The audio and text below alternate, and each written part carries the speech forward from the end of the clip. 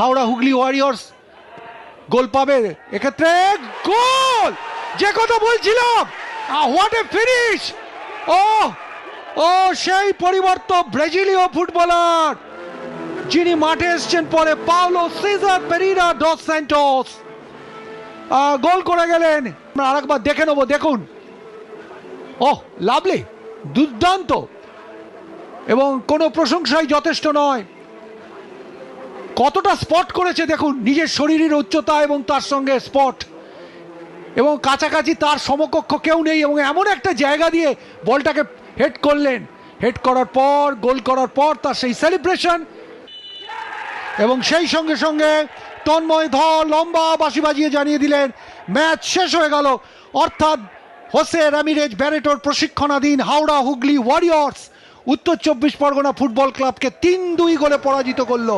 একটা দারুণ উপভোগ্য ফুটবল হয়েছে। এবং হাওড়া হুগলির কর্নার, ভাসানো বল, হেড কি হবে? গোল!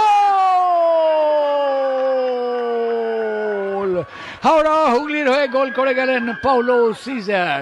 পাওলো সিজার এরিয়াল বলে অত্যন্ত দক্ষ, এবং যার ফলে তার গোল করতে কোনো অসুবিধা হয়নি। 1-1 হয়ে গেল, রীতিমতো জমে উঠলো আজকের খেলা। 60 মিনিটের মাথায় গোল পরিশোধ করে দিলেন পাওলো সিজার। কিছুটা প্রশান্তি দেখা যাচ্ছে ব্যারেটোর মধ্যে।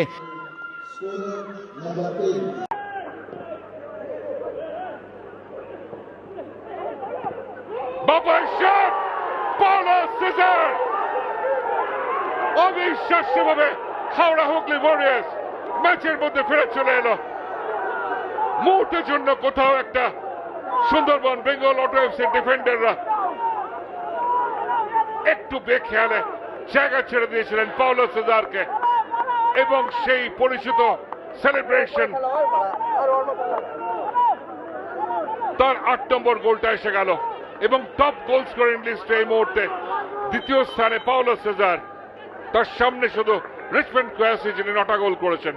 বল হারায় এবং জিয়াবুল সেট করে দেয় পাওলো সিজারকে। বক্সের বাইরে থেকে অনবদ্য প্রয়াস, আজ চোখে চোখ রেখে পাওলো সিজার রিচমন্ডের সঙ্গে লড়াই চালিয়ে গেছে।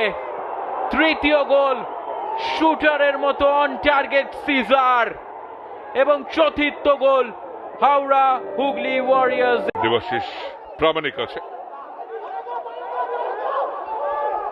দীপ, brilliant ball, Paulo Cesar, Paulo Cesar, Paulo Cesar! 7 নম্বর গোল এসে গেল পাওলো সিজারের। হাওড়া হুগলি ওয়ারিয়র্স প্রথমার্ধেই 2 গোলের লিড নিয়ে নিয়েছে। এক্সেলেন্ট ফিনিশ, কিন্তু এইটার জন্য যে বলটা দীপ গায়েন বাড়িয়েছিল তার প্রশংসা করতে হবে। এক্সেলেন্ট অ্যাসিস্ট এবং তার ট্রেডমার্ক সেলিব্রেশন। পাওলো সিজার, দীপ এক্সেলেন্ট বলটা বাড়ায়, এবং গোটা ডিফেন্স, এত হাই ব্যাকলাইন কোনোভাবে তার নাগাল পায়নি। লতিফ কেম্বা হাত দিয়ে টেনে ধরার চেষ্টা করছিল, পাওলো সিজার ডান পা ব্যবহার করলেন। নব অ্যাঙ্গেলটাকে ছোট করার জন্য গোল ছেড়ে বেরিয়ে এসেছিলেন, মাঝপথে স্ট্র্যান্ডেড, আটকে গেলেন। পাওলো সিজার তার